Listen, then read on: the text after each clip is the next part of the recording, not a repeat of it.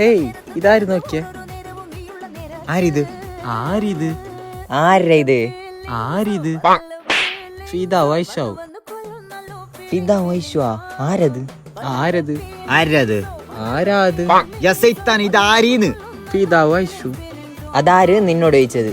അതന്നെ ഔക്കുച്ചാന്റെ മക്കോ. ഹൈറ്റ് കുറച്ച് കുറവാണ്. ഓർക്കെന്തിനാ ഹൈറ്റ് വേണ്ടത്ര ഞമ്മക്കില്ലേ? മാത്രമില്ലേ, വയസ്സ് കുറച്ച് കുറവുണ്ട്.